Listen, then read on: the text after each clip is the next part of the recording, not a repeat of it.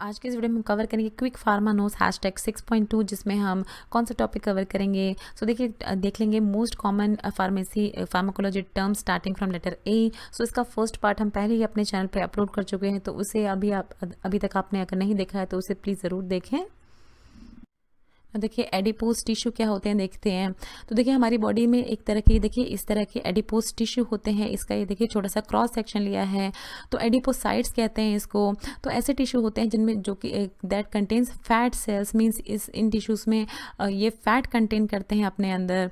Then एड्रीनार्जिक receptors क्या होते हैं, देखिए एड्रीनार्जिक रिसेप्टर ऐसे रिसेप्टर होते हैं जो कि इंटरनल ऑर्गेन्स में लोकेटेड होते हैं that respond to norepinephrine and epinephrine. तो ये दोनों ही एक तरह के न्यूरो ट्रांसमीटर्स होते हैं। तो इनके न्यूरो ट्रांसमीटर के इस पे बाइंड होने के कारण कुछ पर्टिकुलर रिएक्शंस होते हैं। तो इस तरह के रिसेप्टर्स को हम कहते हैं एड्रीनर्जिक रिसेप्टर, जो कि रिस्पॉन्ड करते हैं नॉर एड्रेनालिन, जिसको हम नॉर एपिनेफ्रिन एंड एपिनेफ्रिन भी कहते हैं ना। देखिए देख लेते हैं एड्रेनार्जिक न्यूरोनल ब्लॉकर, जिसमें एग्जांपल होते हैं ग्वानिथिडिन, ग्वानिड्रेल, बेथिनिडिन, डेब्रिक्सोक्यून एंड बेट्रिलियम। तो देखिए अभी हमने देखा था जैसे nor adrenaline and adrenaline release होते हैं नर्व एंडिंग से, अपने रिसेप्टर से बाइंड होकर एक तरह का पर्टिकुलर टाइप का एक्शन प्रोड्यूस करते हैं। उस तरह से इनके ब्लॉकर्स क्या होते हैं, देखिए ये नर्व एंडिंग्स पे ही प्रेजेंट होते हैं और ये इनहिबिट करते हैं release formation and release of nor adrenaline, जिससे कि उस पर्टिकुलर टाइप का फंक्शन प्रोड्यूस ना हो पाए। तो देखिए आपको अच्छे से समझाने के लिए आपको इस तरह से समझाते हैं कि नॉर एड्रेनालिन या एड्रेनालिन किस तरह से काम करता है। सो देखिए नॉर एड्रेनालिन एक तरह का न्यूरोट्रांसमीटर है हमारी बॉडी में, जो हमारे बॉडी एंड ब्रेन के फंक्शंस को एक्टिवेट करता है, उसके फंक्शंस को एनहांस करता है, आप कह सकते हैं ब्रेन एंड बॉडी के फंक्शंस को। ये सबसे कम रिलीज होता है जब ड्यूरिंग स्लीप, जब हम कोई एक्टिविटी नहीं कर रहे होते हैं, जब हम रिलैक्स कर रहे होते हैं। सो ये सबसे कम रिलीज होता है ड्यूरिंग स्लीप एंड सबसे ज़्यादा रिलीज होता है ड्यूरिंग जब हम स्ट्रेस में होते हैं, एंगर में होते हैं। सो इस तरह का ये एक तरह का न्यूरोट्रांसमीटर है।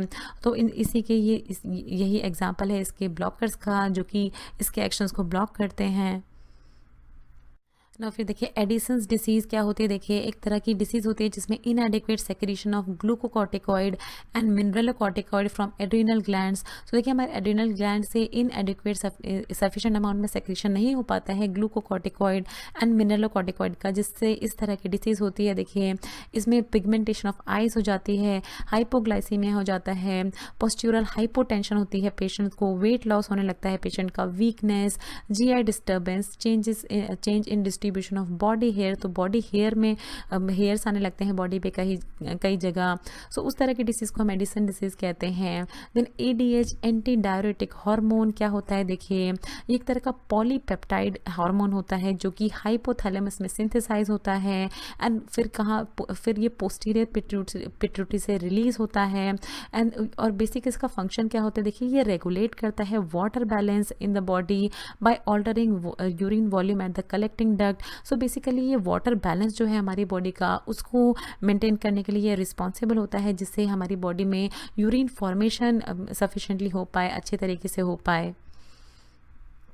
तो देखिए लास्ट देख लेते हैं एडजॉर्बेंट ऐसे सब्सटेंस होते हैं जो कि किसी दूसरे सब्सटेंस के सरफेस पे अटैच होते हैं। ये उस सब्सटेंस के इनसाइड आने की इनकी कैपेसिटी नहीं होती है, एब्जॉर्ब नहीं होते हैं, बट ये एडजॉर्ब होते हैं। एडीटी क्या होते हैं, देखिए ऑल्टरनेट डे थेरेपी को कहते हैं।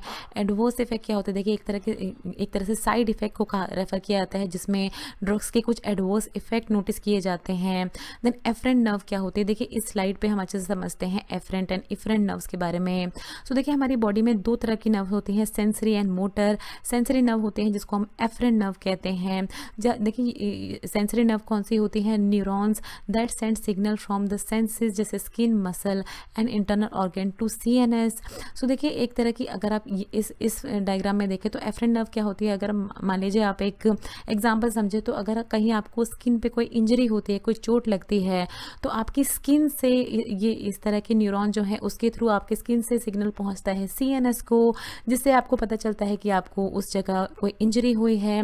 मोटर नर्व में क्या होता है, देखिए आपको neurons that transmit and command from the CNS to muscles, gland and organ. फिर सीएनएस के थ्रू आपको एफरेंट नर्व जो है उसके थ्रू पता चलता है कि आपको किस साइड पे चोट लगी है, कहाँ पर आपको चोट लगी है।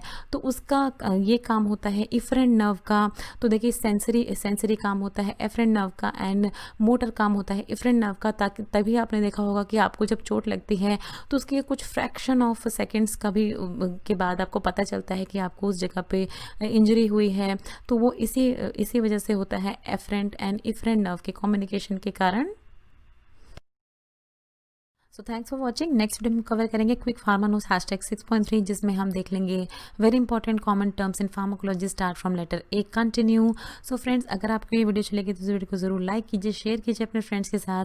अगर आप चैनल पर पहली बार आए तो प्लीज़ चैनल को सब्सक्राइब कीजिए। वीडियो के नीचे रेड कलर का सब्सक्राइब बटन दिया होगा, उस पर क्लिक करके आप चैनल को सब्सक्राइब कर सकते हैं। अगर आपका कोई भी सवाल है तो नीचे दिए हुए कमेंट बॉक्स में आप हमसे कुछ भी पूछ सकते हैं।